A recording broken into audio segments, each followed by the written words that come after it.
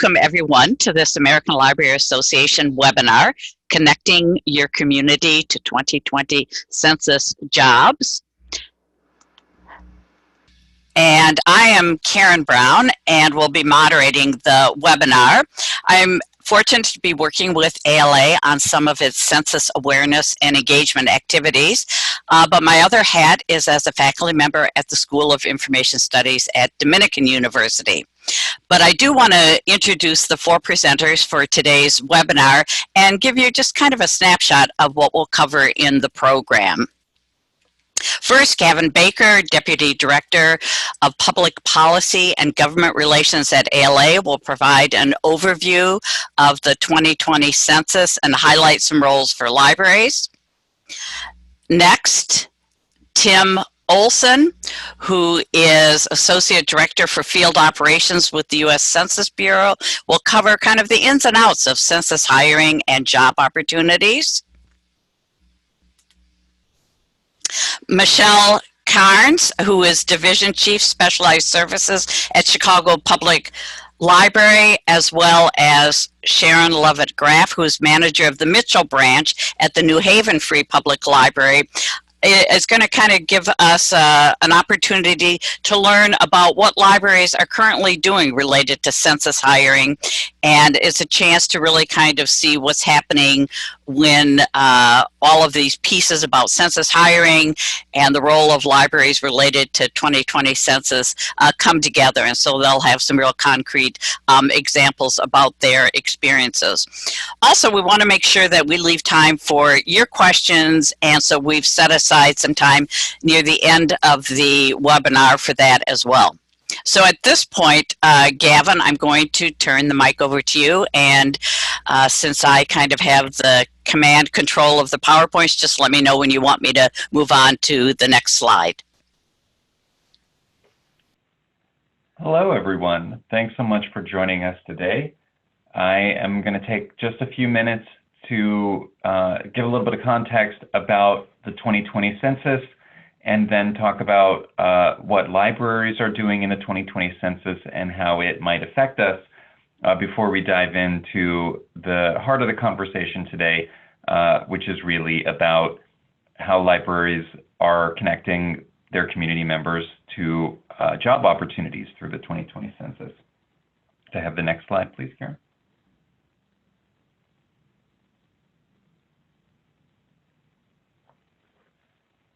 So the U.S. Constitution requires the federal government to take a census every 10 years. And we as a country have been doing this every 10 years since 1790. And the goal of the census is to count everyone who is living in the U.S., to count them once, only once, and in the right place where they are living.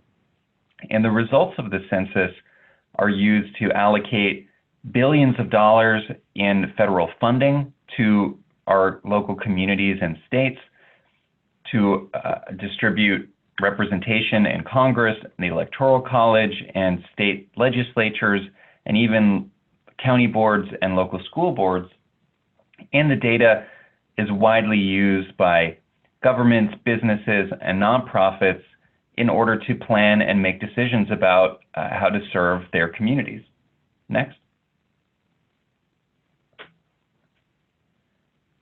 So the results of the census will be used to allocate more than $800 billion in federal funding to states and local communities every year over the next 10 years, because we only take a census every decade.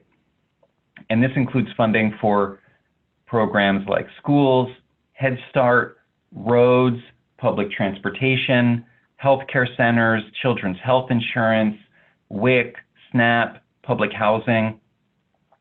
So a lot of really important programs, including funding for libraries through the Institute of Museum and Library Services through their Grants to States program. Next.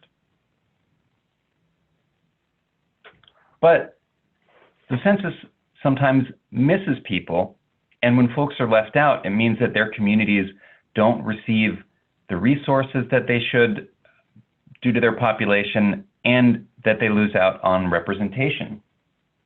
So some of the communities that have historically been undercounted or at risk of being undercounted in the 2020 census include folks who are immigrants, who don't speak English well, who are experiencing homelessness, among other marginalized groups, as well as young kids under the age of 5 are the most undercounted age group in the 2020 census. More than 2 million young kids were missed. And young mobile people who are living on their own for the first time, completing the census for the first time, and often moving frequently, like college students, are also at risk of being left out.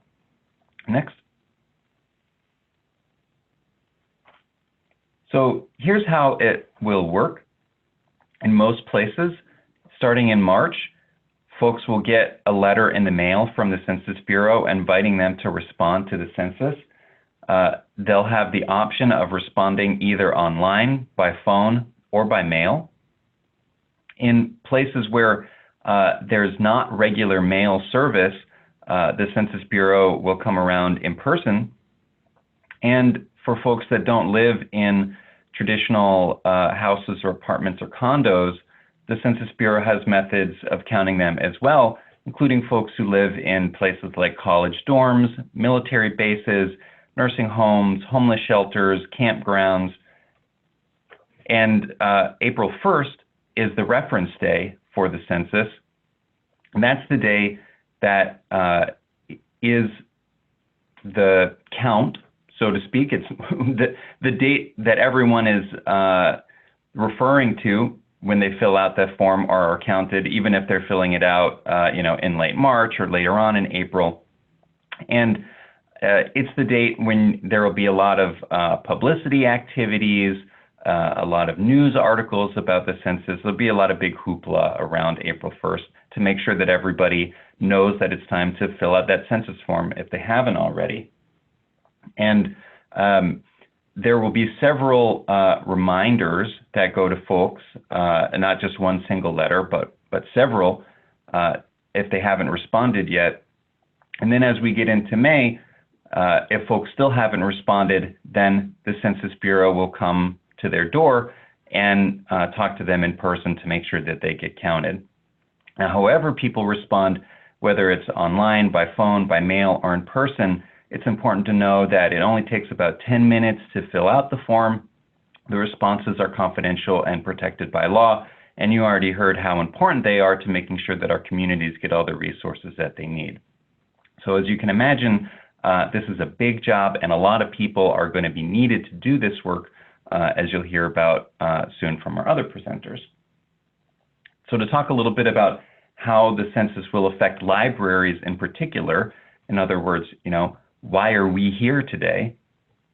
First of all, this will be the first time that there is an online response option. And we know that whenever government forms and services go online, many people come to libraries, particularly public libraries, to use our computers and internet access to fill them out.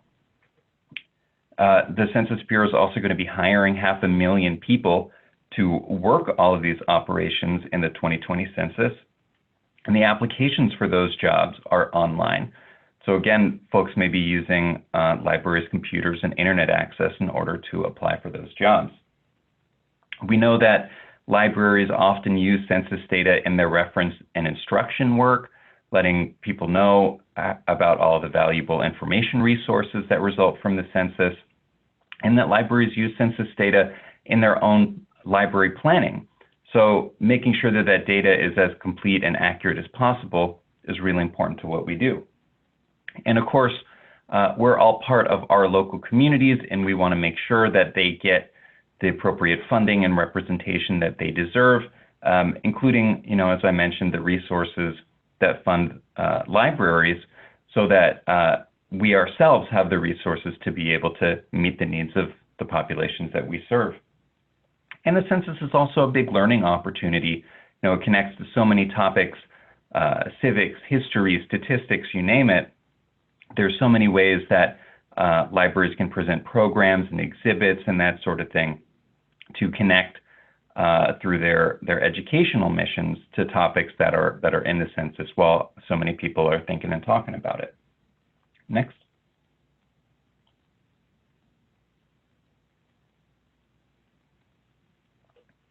And, as you heard, there are some folks who are at greater risk of being left out in the census. There's a demographic aspect to that. There's also a geographic aspect to that. And we know that libraries are in the heart of our communities, and the communities that are considered hardest to count are most likely at greatest risk of being undercounted in the census. That 99% of the time there is a public library located within 5 miles of those areas, not to mention all the school libraries, college libraries, and other libraries that may be in those areas and have opportunities to reach out and serve their communities as well. Next. So what are some of the things that we're seeing libraries do related to the 2020 census?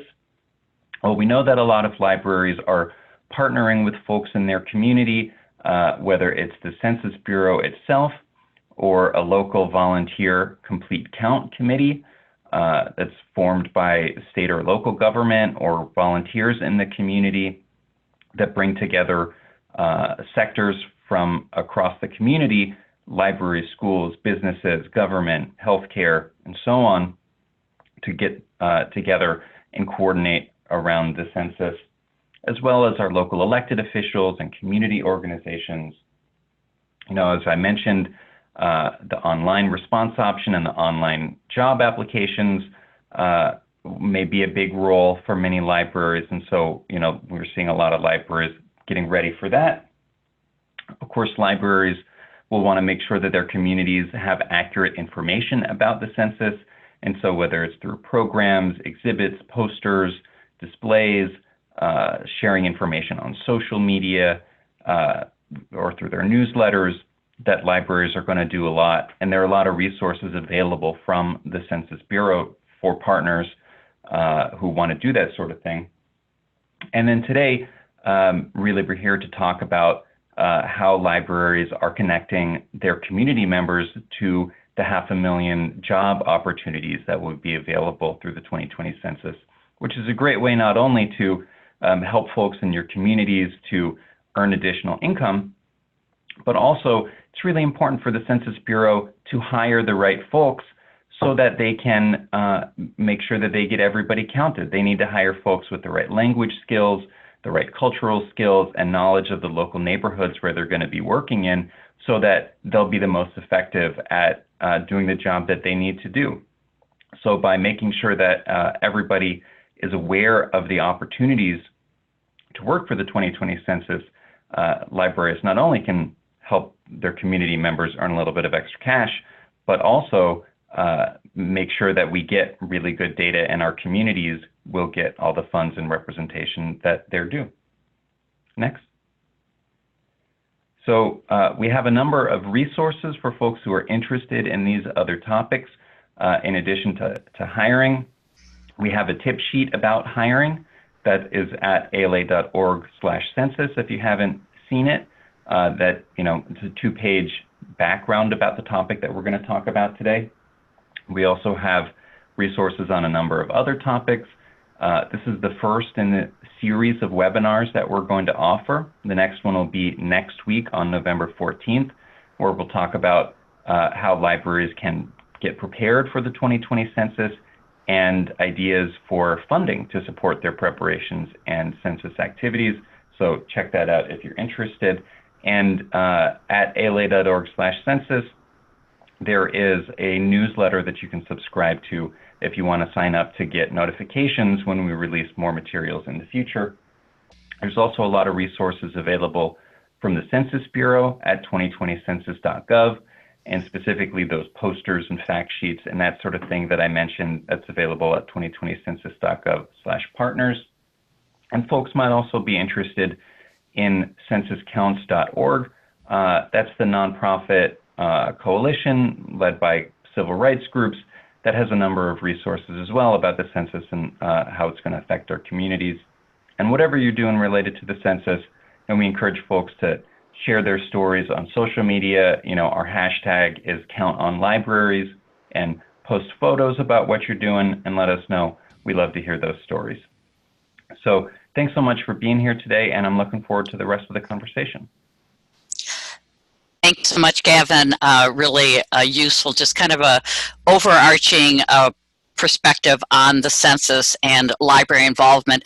As I mentioned, we're very fortunate to have a representative from the Census Bureau here to talk about census hiring and jobs. So Tim Olson, I'm going to turn the mic over to you. Karen, thanks so much. I really appreciate being able to be with all of you this morning or this afternoon, depending what time zone you're in, and to talk about the one component of census that is happening right now, and that is the recruitment of literally millions of job applicants throughout the country, in every county, city, every place throughout the nation, so that next spring we can effectively hire approximately 500,000 people throughout the nation to conduct the census. I'm really happy to be here with you. This also today, November 6th, actually marks a milestone in our path towards the 2020 census. This morning at 8:08 a.m. Eastern Time, we surpassed the 1 million applicant mark out of our goal of 2.7 million total applicants. And so it's kind of an exciting time to be with you. Karen, I'm just going to say next, if you'd like to go to the next slide. So what I'd like to do in the next few moments is just give you the basic highlights about these jobs. As has been stated, approximately 500,000 people will be hired. And this is literally in throughout the nation, every neighborhood, city, county, state, and tribe. So there's nowhere where we will not be hiring local residents. The pay rate is pretty good. Depending on which county the applicant and ultimately the employee lives in, the pay rate is from $13.50 to $30 per hour. And at our website, 2020census.gov/jobs, it's a pretty intuitive application site for all of these positions. One can easily find out what the local pay rate is for their area.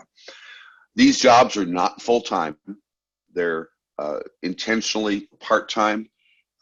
Most people will work evenings or weekends when residents are typically at home. And as this occurs, we will obviously be making job offers fairly soon, starting in January and February of 2020.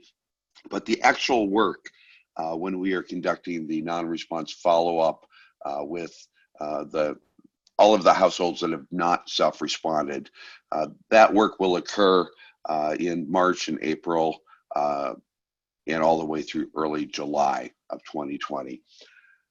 So I've mentioned the URL for how one applies for these jobs, 2020census.gov/jobs, and anybody with either an iPhone, a laptop, a tablet, a regular wired computer can apply from where they're at. Next slide, please. So what kind of jobs are we talking about? Most of the jobs that will be filled are what we call census takers. Some people refer to them as enumerators, but we just publicly talk about census takers. Folks that are given assignments to follow up with households that have not self-responded. Typically, it's going to be in their own neighborhood or their own community. And the jobs, there is paid training. There is all of the equipment one needs to do the job. And as they get working on the job, it will last anywhere from 2 to 4 to 6 to 8 to 10 weeks, depending on how much work is in their immediate area. Now, that is the majority of positions that we're filling. We're also hiring census field supervisors. These are also individuals who are from various communities They don't report to an office, or they're not, I should say, they're not an office employee.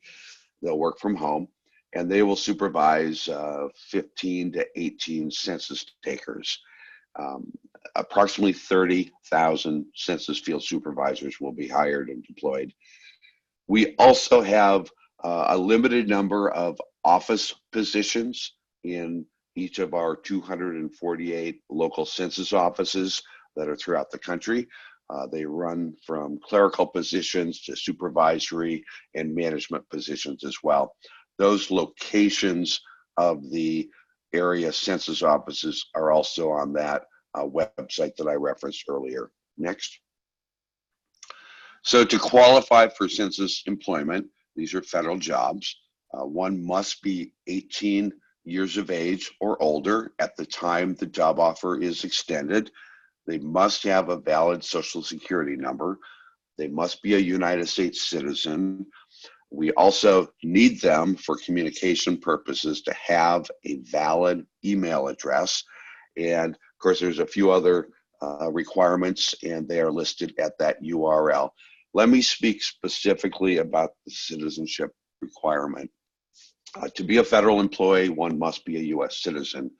That's per the appropriations law that we work within. But also that same law permits, it permits us to hire non-citizen translators where there is a language need and there are no available citizens that we are able to hire.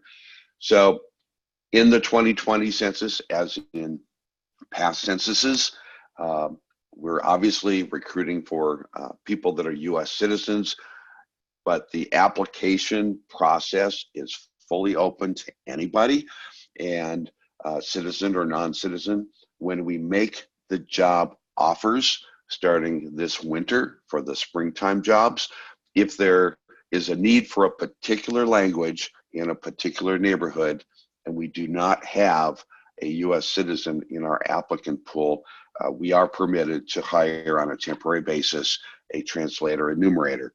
And they will just have to show that they're legally entitled to work in the United States. Next. So we mentioned to apply for these jobs, it's all online, 2020census.gov/jobs. Once an individual goes to that site, it's very easy. It'll take about 20 to 30 minutes to complete an application and an online assessment.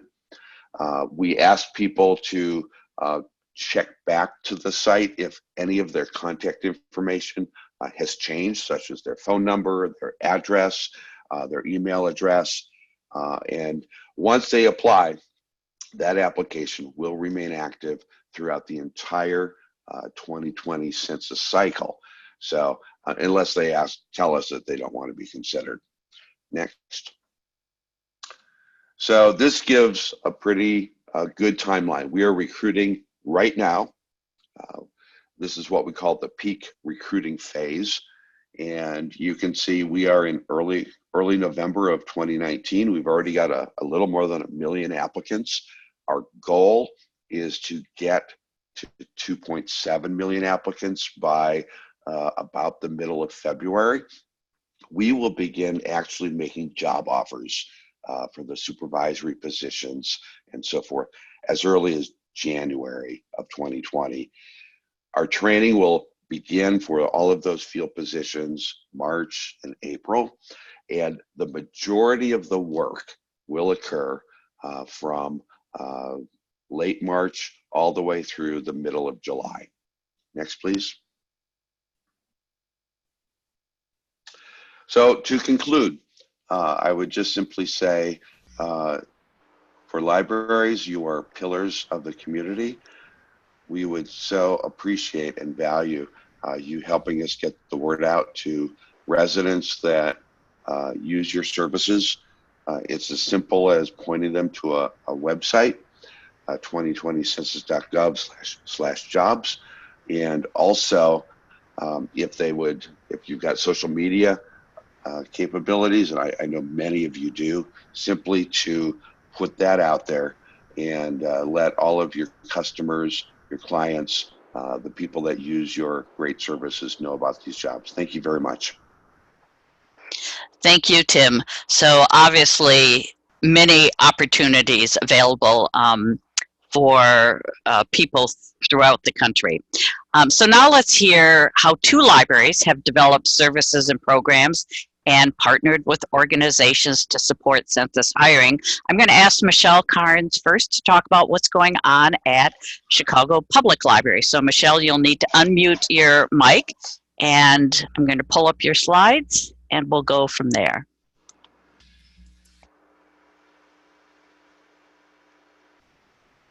Okay, Michelle, we can't hear you. I'm not sure if you're talking yet. Can you hear me now? Yes, we can hear you now. Thank you. Well, good morning and or good afternoon, depending on which time zone you're in.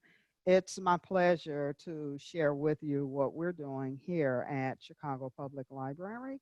And we are doing a few things. I know this webinar is focusing on the hiring activities, but I also wanted to give a brief overview of some of the other things we're doing. Next slide, please. So what we're doing at CPL with the census is, one, we are just all in. We're totally committed. And I think that's the kind of passion that we have to have about the census. I think we all understand just how very important it is to get a complete count. And so one of the main things we're doing is we have joined the 2020 uh, Census Complete Count Committee. This committee has been formed by our mayor's office, and it includes other city agencies, partners, nonprofits, elected officials. And for Chicago Public Library, we have 2 senior level staff on the committee, myself, as well as our first deputy commissioner, Mary Ellen Mesmer. So there hasn't been a meeting yet that we haven't attended and actually made the library really visible on this committee. Also, part of being a part of the committee is joining on to various subcommittees, and there are several. There are like 8 main subcommittees, and then they're even further subdivided. But what 2 that we are really focusing on will be the digital subcommittee, because our system, we are 81 branch system, and we have nearly 1,000 public computers. And so we do understand how vital connecting um, patrons or people filling out the census online. We understand how vital it is to have access to computers. And so that's one of the roles we will play. And then we're also on the Hard to Count subcommittee, because as mentioned earlier, there are lots of groups in this hard to count population, anywhere from people experiencing homelessness or recently released citizens, sometimes just different pockets of groups, whether it's an aging population or different demographics. And the truth is, with us having so many branches, we are in every neighborhood across Chicago. So we're going to be very vital on those 2. And the other something that we're doing is we do host information events. And basically, it's not just focused on hiring, it's just getting the word out and getting information out to patrons. We also have been given some marketing materials that we can give out to people to draw them over to the table. There are fans and pens and pencils and tote bags and fun stuff to get a person to stop by. Our government documents department is one of the anchor departments for the information events. And we have also been involved in hosting actual hiring events here. And I've been working with one of the recruiters for the Northern Illinois, and they also focus on part of Iowa. They're charged with hiring 80,000 people in this area. So they've got a lot of work to do and a lot of ground to cover. And I'm actually meeting with the representative today, later today, so that we can plot out how many hiring events we're going to have at our central library as well as our regional libraries, and if possible, at some of the other libraries. And later on, I'll talk about a really successful hiring event we had. But then we've also done things as simple as we just share the information and any census marketing materials that they give us throughout our system. And next slide, please. And we've done that. Systems can do something as easy as emailing a system-wide email just announcing that the census is hiring. And what we did is we sent out two flyers, one the census employment opportunity flyer, and then the 2020 census taker flyer. And we asked staff to print them out, post them on their community boards, and replace them if people do take them down. Next slide, please. And so one example here for Cook County, this was one of the flyers that we sent out. And as Gavin mentioned earlier, the pay ranges are really pretty decent, as you can see for some of the office positions. They're $18 an hour up to office operations supervisors are making $23 an hour. Next slide, please. And then we sent out the flyer for the census takers, and for Cook County, Illinois, the hourly rate is $22.50. So again, very impressive salaries. Next slide, please. Another something that we're doing is we actually host census hiring events where it's announced that we're having a hiring event, and we set them up around the system.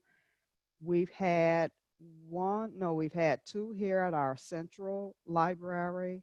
As I mentioned earlier, we're planning events around our system, mainly at our regional libraries, but also at any branches. But then what we found a really successful example of when we co-host a hiring event with local organizations. And one that we considered successful was at our Chinatown branch, where we had over 100 people attend this event. Next slide. And here's the tweet that went out announcing this event. And I have to share with you something about our Chinatown branch. Based on the data from the 2010 census, the Chamber of Commerce, elected officials, and others were able to use the census information so that they could get funding for not only a new field house, which is part of our park district, but the Chinatown branch was a direct result of funding from the 2010 census. So they really tout that. They're very committed and understand how important it is to count everybody. And so this event was partnered with their local group that is very active, as well as local representatives. and the librarian, the branch manager there, was on site welcoming people who came, and it was just really a good, festive, informative event. So I'm very proud to share that example. Next slide, please. And so the other way that we are helping with this effort is to provide computers or access to computers and computer assistance for job seekers. As I mentioned earlier, we have nearly 1,000 public computers throughout our 81 branch system. But we also have computer tutors. We call them cyber navigators, who actually provide computer assistance to our patrons. And this is one-on-one assistance where people can make an appointment in advance, sit with a person, sit with a cyber navigator, or on the spot if the cyber navigator is available to help the person. And in this case, if it's to complete the application for a census job. And based on the statistics that our cyber navigators do capture, that job hunting assistants account for approximately 30% of their requests. Next slide, please. So, how I'd like to summarize and encourage every library system, big, small, or in between, is what we all can do to help in the effort is things that really don't cost us money or maybe even time, but making meeting rooms and other library spaces available for hiring events. And it's important to coordinate efforts with local census officials and then other officials. That's how our Chinatown event was really successful. That was a lot of coordinating between groups, and so you can get people out. Make whatever computers you have and computer assistance available. Um, our government docs department, as well as a few other locations, we are actually working on a schedule so that there will be times if people want to come in and either apply for jobs or actually fill out their census questionnaire. We will have staff available to help them if they need that assistance. And then the other thing is just as simple as sharing the information that the census is hiring or that the census is coming to get the community engaged. And we can do things like emailing out electronic versions of print flyers and brochures, use our social media. We got connected to the Chinatown event through our marketing director, who in turn contacted me. But we use our social media a lot to get information out. We have monthly e-newsletters that go out, as well as we're on Facebook and Twitter. But also, if you can, use your websites. We call them news cards here, but have big cards that really promote and announce that the census is coming, it's here, it's hiring. And so those are some of my tips and experiences. Hopefully they've been helpful. It's been my pleasure to share them with you. Thank you.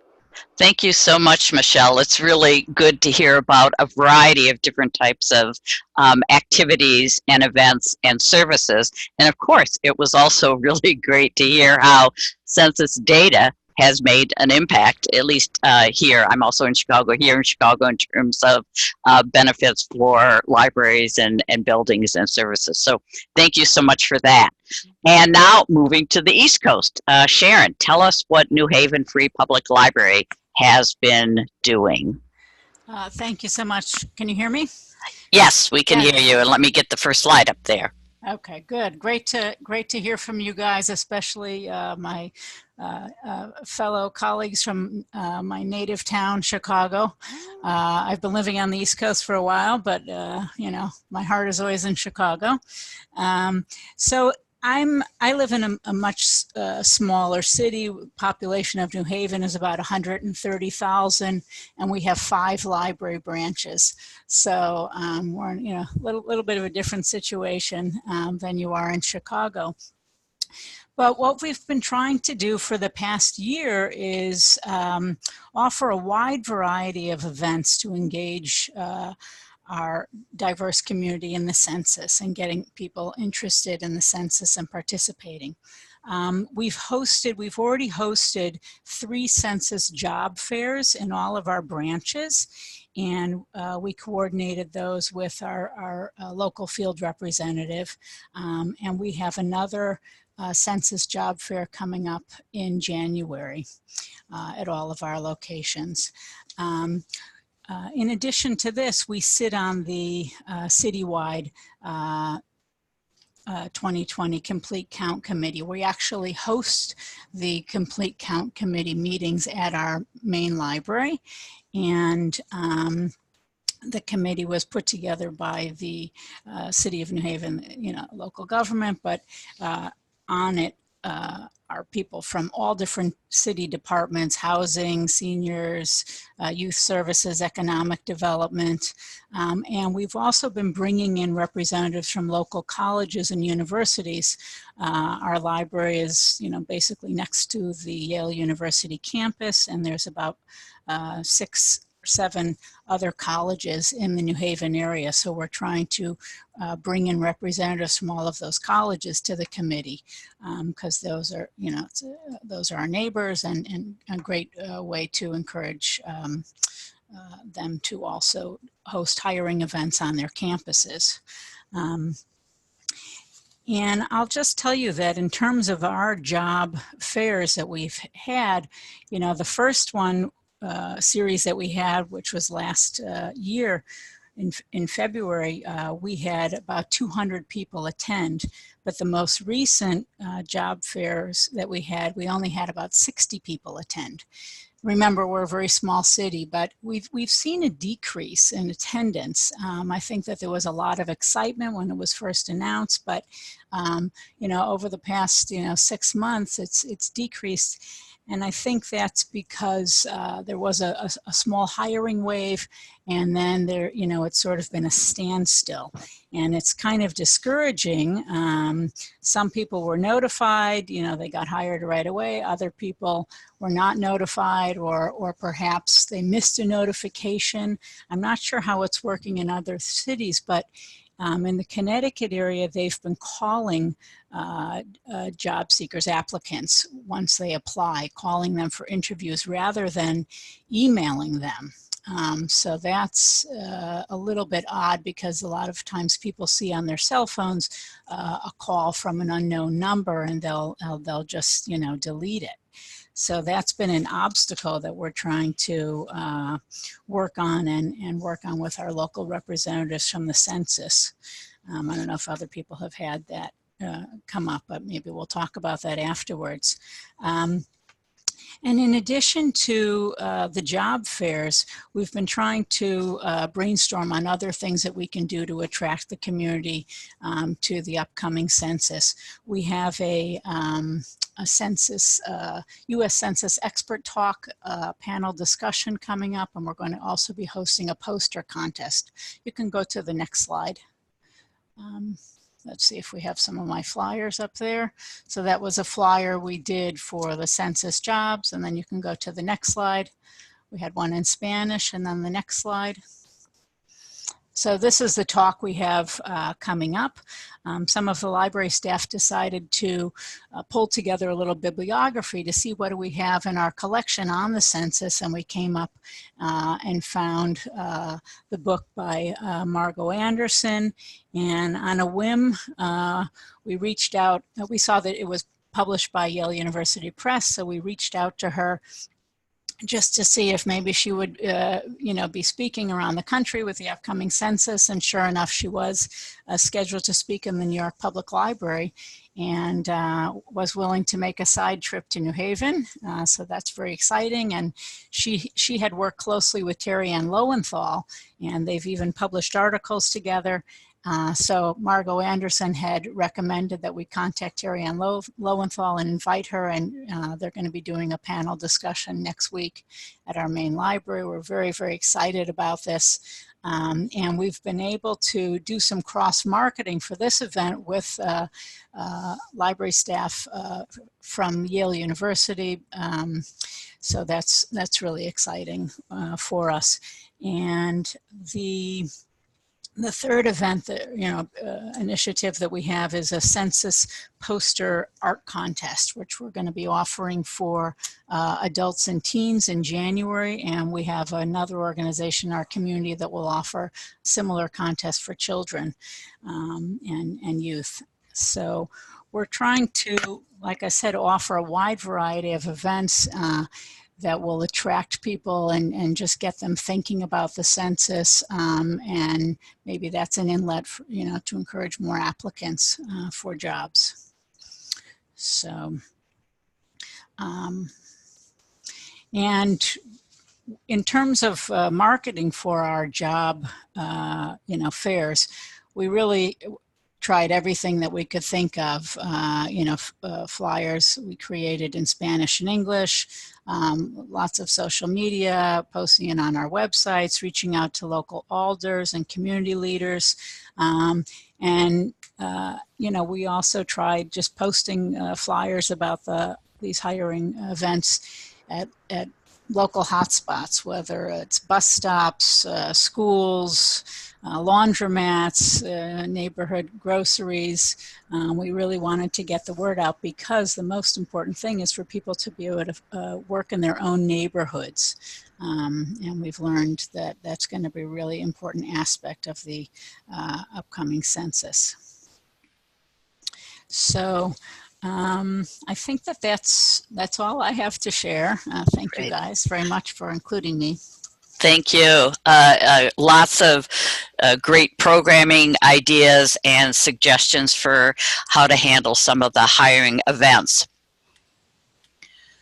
I want to now, as I mentioned, we have some time now to answer questions you might have, some comments. I've seen quite a lot going through the chat box. So between Lois and myself, we should be able to get to most of those. And I think I'm going to be brave and ask the panelists, if you want to go ahead and unmute your mics, it'll be a way as we hear the questions, depending on what each of you might want to respond in relation to the questions, that would be great. So let's see what we've got here. I did see one question here about cyber navigators, and this is specifically directed to Michelle about handling confidential information. And I see, Michelle, if you want to address that, I see you were able to respond that actually, well, let me have you answer it in terms of how you handle the issue of confidential information, and how staff can help library users filling out the application, but not kind of going over the line. Exactly. And can everyone hear me? Yes, we can hear you. Okay, great. Yes, thank you for the question. And not only with the census, but just our cyber navigators help people all the time with job hunting, creating email accounts and all of that. So one of the things they do is they explain beforehand kind of what they can and what they can't do. And one of the things is they cannot be privy to confidential information like social security numbers or bank account numbers and credit card numbers, or really anything that the patron may feel sensitive about. And so what the cyber navigator will do is sit with the person and those parts that he or she can actually help the person with, be it sometimes it's typing, if we have people who, especially seniors, who may have issues with typing, but they will actually do the typing, get the person started, teach them how to navigate the website, and then be there available if the person needs them, kind of more of the hand holding stuff. But both the cyber navigator and the patron know that the cyber navigator cannot be privy to confidential information. So hopefully that answered it. Yes, thank you. And Tim, this might be a question for you. Somebody asked, can a person who has a prior felony record apply for a census position? Yeah, Karen, thank you. So when you apply, if the person is selected, job offered, they will be instructed to go to one of our sites to have their fingerprints taken. If in fact, and then that is matched up against some databases to determine if they have any, criminal background. If in fact there is a felony of sorts, it will go through an adjudication process with clearance experts, and they will determine if the person is suitable or not suitable to work for us in the field.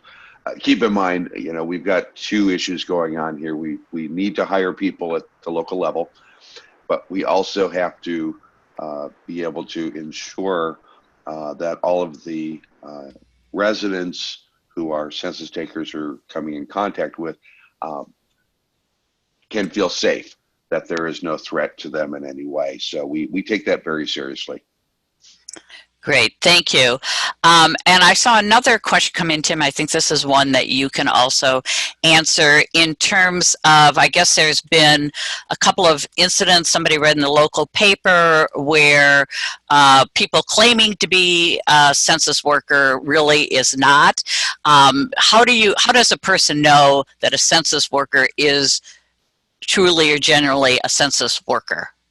Well, I appreciate that too. You can always tell a census worker. They will have an official ID badge that has a photo. They will typically have a laptop bag with them with the census logo. And they will also have what we call a Privacy Act notice that describes why they're there and the fact that whatever they're collecting is confidential.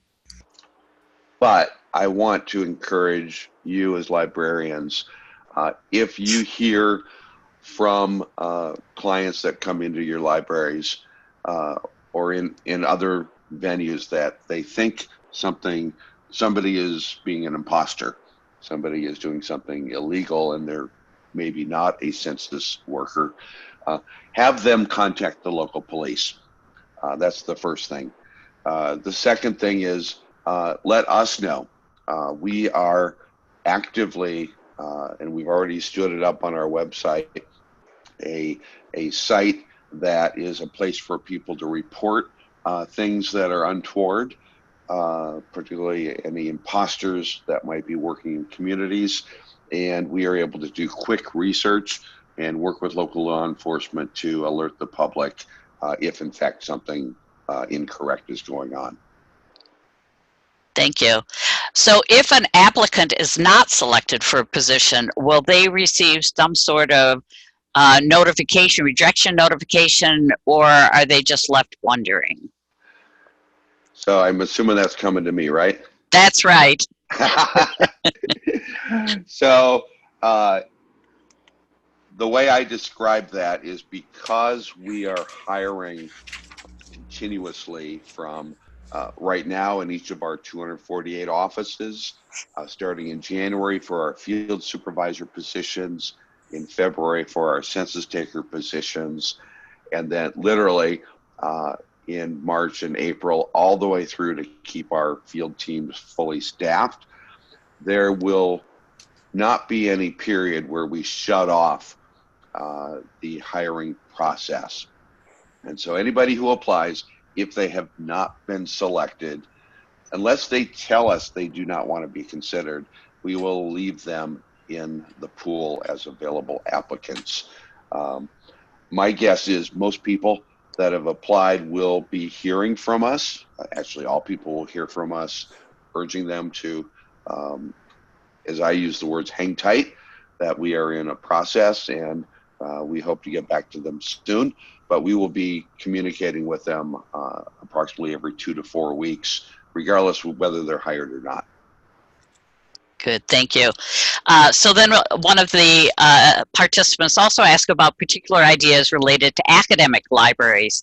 And I will mention that we do have a tip sheet that's going to be coming out in a couple of weeks about academic libraries and the 2020 census. And one of the kind of bits of topics we're going to address and highlight is hiring events. These are great positions for students in terms of being part-time and being relatively well-paid positions. And there, am I right, Tim? There's no reason why an academic library cannot also contact one of the partnership specialists at a local census office to collaborate with the library in hosting a job fair. So much of what you're hearing about what public libraries are doing, that can also work in academic libraries. And that's a great question and a great suggestion. Tim, I don't know if you want to add, or Gavin. No, this is Tim here. I would just say absolutely. You know, we are building a whole host of partners throughout the country, has been mentioned earlier by Michelle and Sharon. The complete count committees, which are composed of city and tribe and county governments and local organizations, but we are reaching out literally across the spectrum of the American communities. And so research libraries, I think, are a great outreach opportunity. Right. And I think there's obviously hosting a hiring event for students on campus, and many academic institutions, if they are publicly funded at all, or a community college or a state public university or college, you may also receive some interest if you have a hiring event for people from your local community. So obviously you want to market the events for students on campus, but there's also the possibility you would have people from the local community interested.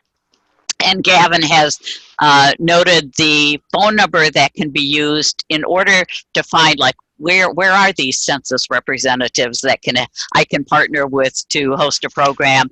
The information there, you can call a toll-free number, 855-JOB-2020, and then you will select option 3, and that will help you connect. Any other, another question came in that's not specific to census hiring, but do we know what the census form looks like? Do we have an example? Is that now available? So of course, Tim, I'm turning to you. Well, I want to say yes. And I want to thank Gavin, who's a fellow panelist from ALA. He's put in a link in the chat box where somebody can actually see what an informational questionnaire looks like. And so, Gavin, thank you for doing that. Great, thank you. Annie, we have about 2 more minutes, so I just want to see if any other questions came in. Elois, if you saw any that I didn't catch, or if anybody else who's participating in the webinar wants to ask a question. There are no other questions in the chat box, Karen. Okay. Is the URL for the online form available? Am I right, Gavin, that the URL that you put up provides a sample? It's not the actual form to fill out, but am I right? And then in terms of languages that it'll be available for. So this is Tim with the census. We will make the online response option available to the public starting March 12th of 2020. And it will be publicly available for people to self-respond all the way through the end of July. In terms of languages that people can respond to the census in, it's a total of 13 languages. Now you're going to tax me for the list in my head. Right. Let me start, and I probably won't get it exactly right, but English, Spanish, Chinese, Vietnamese, Korean, Arabic, Russian, and there's a few more. I apologize for not having that tip of my head. Great. Because we are at the top of the hour, I do want to just take a moment, first of all, to thank our panelists for providing such great ideas and background information about 2020 census hiring, and also thank all of the webinar participants. We're looking forward to hearing what you're going to be doing in your organizations. Just so that you have it right there in front of you, ala.org/census. It's a wealth of information, guides, resources. Some of the tip sheets that we've been mentioning are there. Information about upcoming webinars. You can sign up for the census newsletter that will keep you up to date on what's available and what you need to know. There is also some resources such as how do you talk with partners in your community. There is a slide set and presenter notes if you want to talk with either staff or other organizations about libraries and the 2020 census. And if you also have specific questions, you can contact Gavin, Lara Clark, who is also working on census activities, and myself as well. Elois, can you, she will be, am I right that everybody who signed up for the webinar will get the link to the recording? That is absolutely correct, Karen, and I typed that response in the chat box. Great, thank you. You're so welcome. Okay, and thank you, Elois, for keeping us all together behind the scenes here.